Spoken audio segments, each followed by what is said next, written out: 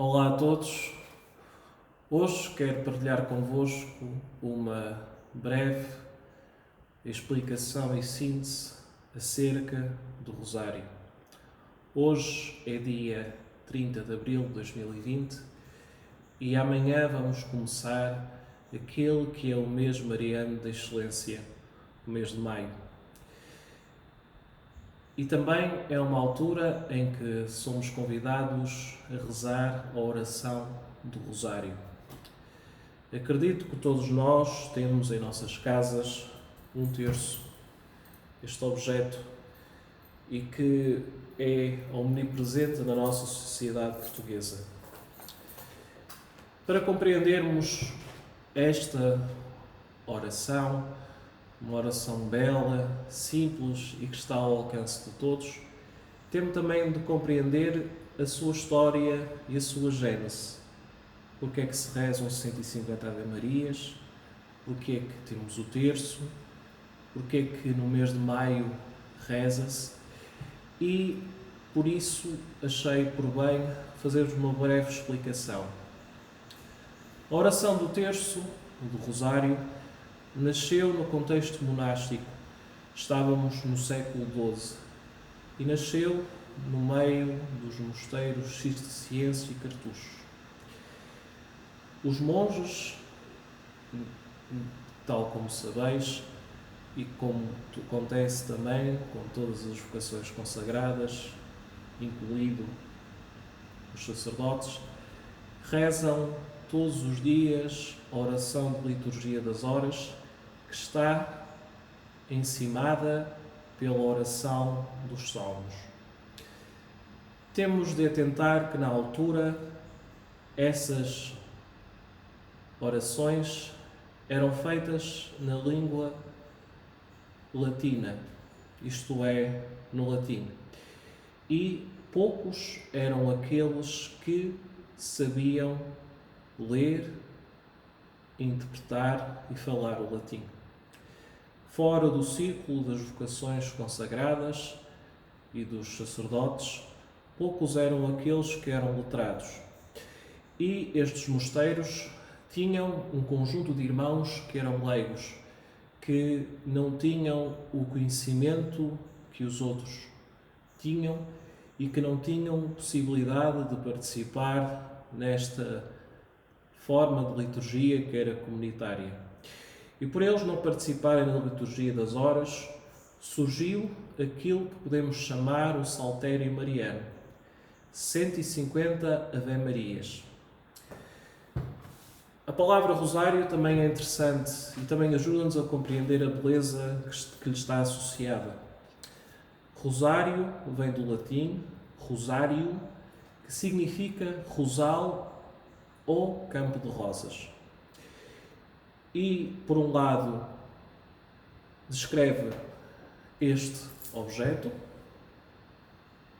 no fundo é como se fosse uma corrente, e também qualifica o exercício da oração. Com o passar do tempo, esta oração do Rosário começou a ser difundida, porque, por um lado, possibilitava que o acesso à oração fosse maior para todos e também era acessível, porque tinha a oração no vernáculo, isto é, na língua de cada povo. E será graças aos dominicanos que haverá uma grande expansão desta oração. Gostaria também de vos deixar dois apontamentos da história que são muito importantes e que também podereis ler e pesquisar. Em primeiro lugar, gostaria de vos falar da Batalha de Lepanto, que aconteceu em 1571 e que demonstra-nos a importância que a oração pode ter. Estamos num contexto em que o Império Otomano estava a avançar pela Europa e, para aqueles que não sabem, o Império Otomano era constituído por pessoas muçulmanas. E o Islão estava a bater às portas da Península Itálica neste contexto. e os vários Estados itálicos, porque na altura não existia uma Itália, mas sim um conjunto de Estados, juntaram-se para lutar contra esta invasão, contra a armada turca. E aconteceu isso em Lepanto. Nessa data, São Pio V pediu a intercessão de Nossa Senhora, mais precisamente na oração do Rosário. Existem vários relatos desta oração ser feita e também muitas bênçãos em honra a Nossa Senhora foram feitas. Graças a Deus, a batalha saiu a favor dos italianos e São Pio V dedicou o dia 7 de outubro, o dia em que aconteceu esta batalha, como o dia de Nossa Senhora do Rosário. Outra figura importante, para além de São Pio V, que vos gostaria de chamar a atenção, é também a de São Luís Maria Grignon de Montfort, que viveu entre o século XVII e o século XVIII. E este homem teve uma importância muito grande na devoção mariana e ajudou também à propagação dela. Depois desta pequena história, gostaria que nós víssemos este instrumento e esta forma de oração que foi propagada graças à piedade medieval, porque permitiu, tal como vos disse, o acesso a todos da oração do Rosário. Se olharmos para o Rosário, para este texto que está aqui nas minhas mãos, podemos notar que tem características que são comuns a todos os rosários. Em primeiro lugar, temos naquelas que podemos chamar as contas pequenas 50 Ave-Marias, nas contas grandes o Pai Nosso, e depois termina sempre com a cruz de Cristo. E se fizermos uma interpretação, notamos que tudo este círculo, esta corrente que faz, vai estar sempre encimada com a cruz de Cristo. Obviamente o objeto pode ter várias formas, pode ser como este que é alusivo ao ano da fé, que foi entre 2012 e 2013, em que podemos notar perfeitamente a maneira como está representada cada Ave Maria e também cada Pai Nosso.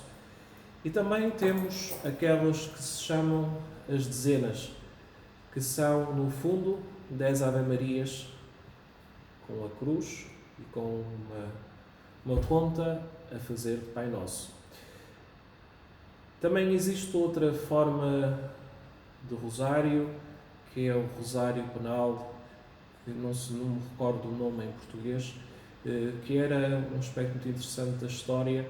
Estamos a falar na altura em que a Irlanda estava dominada pelos ingleses e ora, todos os símbolos católicos eram proibidos porque eles eram anglicanos, os ingleses. E existia também uma forma em que também tinha as 10 contas e elas ficavam escondidas aqui na manga. Se assim aparecesse alguém, rezava-se às escondidas. E agora há outra questão que gostaria de ver convosco. Temos 50, mas os mistérios são 4. No fundo, existem 4 grupos de mistérios. Aqui o que encontramos é um terço do rosário. Aqui está a grande explicação. Originalmente existiam 3 grupos de mistérios. Cada um tem 50, 150. Um terço, 50. Fica já aqui uma dúvida que fica respondida. Para além disto, estes mistérios, estes grandes grupos, ajudam-nos a seguir a vida de Jesus e de Nossa Senhora. Recordo-vos que a oração do terço é uma oração eminentemente cristológica.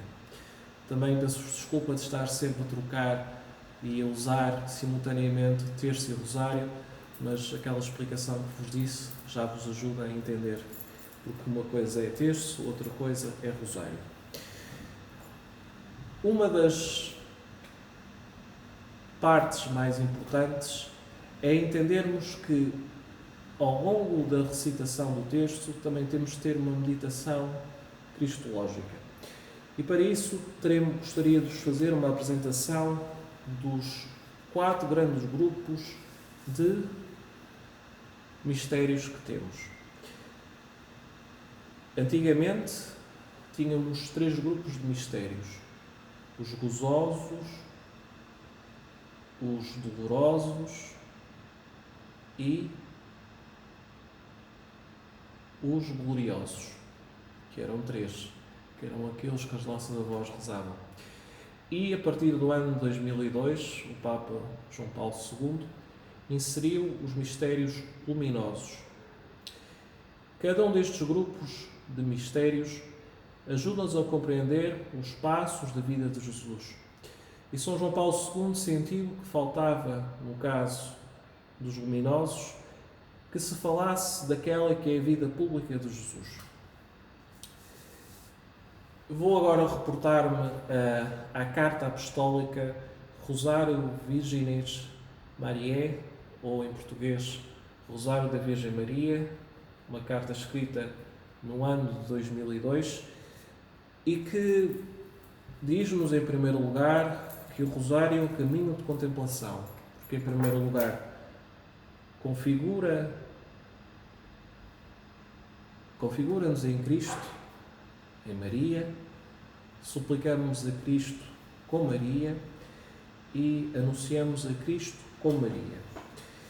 E o Santo Padre também diz uma coisa muito interessante, que cada mistério cria um cenário, é no fundo o compêndio do Evangelho. Por isso vamos ver cada um. Temos os mistérios gozosos, que são rezados às segundas-feiras e aos sábados.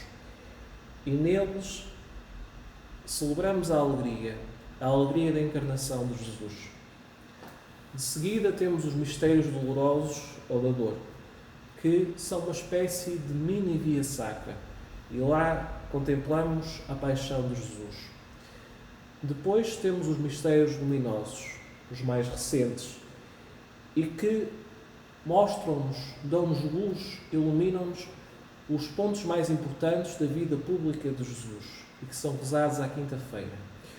E por fim temos os mistérios gloriosos, ou da glória, porque lá temos a ressurreição e a ascensão de Jesus e a alegria que é sentida por Maria, pelos apóstolos, por esses 2 acontecimentos. E porquê que a oração do Rosário é tão importante? Vou usar mais uma vez uma ideia de São João Paulo II, que nesta carta diz algo que eu vou fazer numa paráfrase, que não há nada mais belo do que adorar o Filho através da Mãe que o ama. Por isso, os olhos de Maria, a sua presença, também são aquele elemento que nos vai guiar na nossa oração. E então, o que é que meditamos em cada um dos mistérios? Vamos começar pelos mistérios gozosos.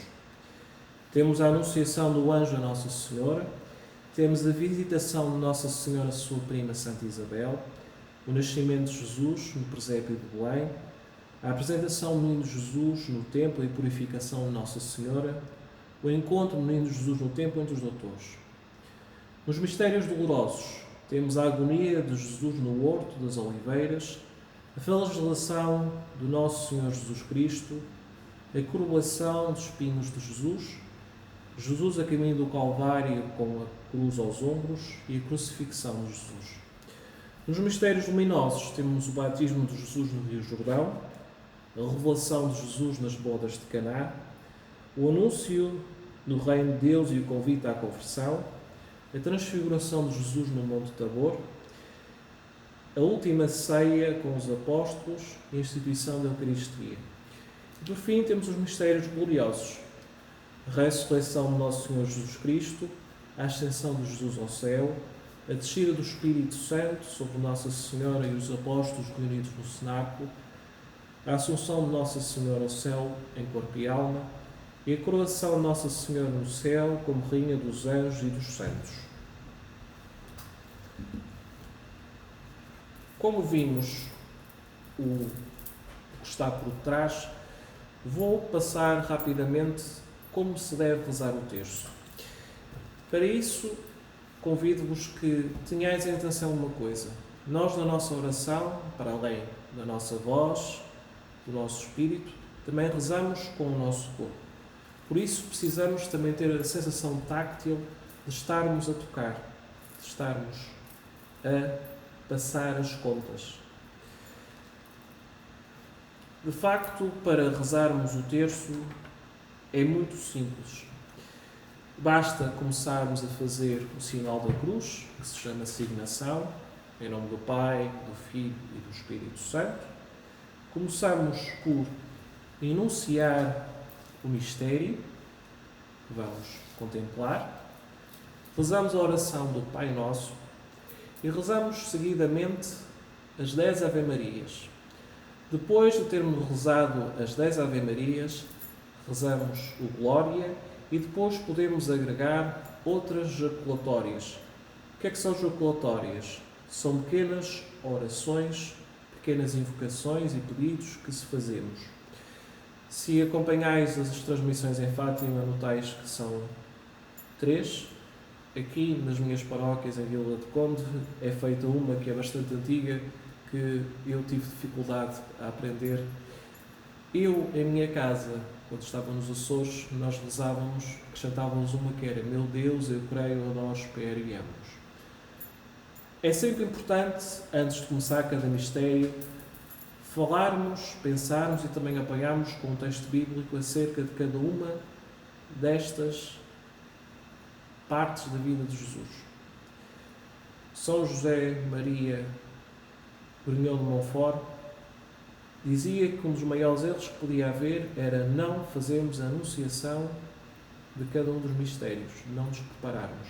Porque ao longo de cada dezena, que é estes 10 Ave-Marias, estamos a colocar-nos naquele cenário.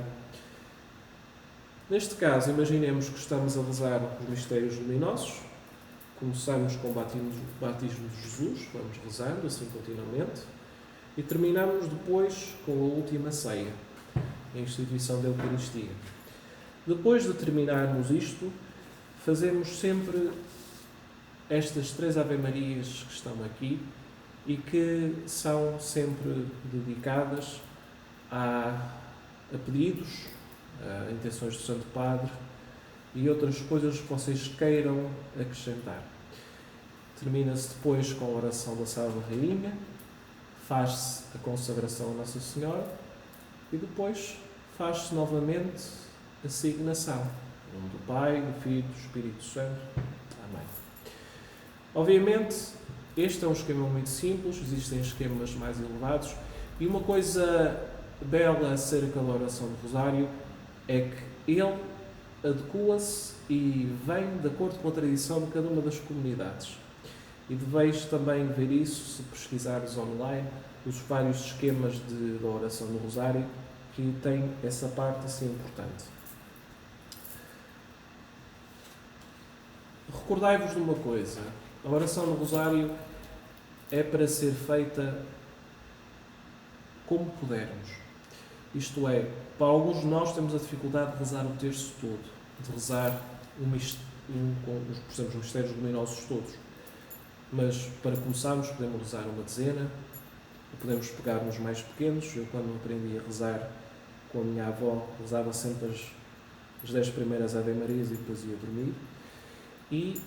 Ou então fazermos essa parte, porque isto ajuda-nos a relaxar, ajuda-nos a estar em contato com Deus, ajuda-nos a rezar. Porque nós, na nossa vida, precisamos ter sempre esquemas, partes direitas, instruções para conseguirmos levar as coisas. O Papa João Paulo II, mais uma vez na Carta Apostólica Rosário Maria Virginé, também compara o terço a um mantra. E, de facto, assemelha-se a isso porque fazemos a repetição vocal do Ave Maria. Também, às vezes, podemos ter a preocupação de não podermos estar a dar atenção às palavras. se calhar rezamos um bocadinho mais devagar. No fundo, era esta a pequena exposição que gostaria de vos apresentar. Deixarei no comentário este vídeo, um pequeno esquema que eu utilizo nas orações do terço e que vos pode ajudar em casa a aprender. Vamos continuar a rezar, cada um, todos nós, e ao longo deste mês de maio e também no mês de outubro, também é o mês mariano, vamos rezar por Nossa Senhora, pedir a sua ajuda, o seu auxílio e também agradecer as coisas boas que temos. Haja saúde. Louvado seja Nosso Senhor Jesus Cristo.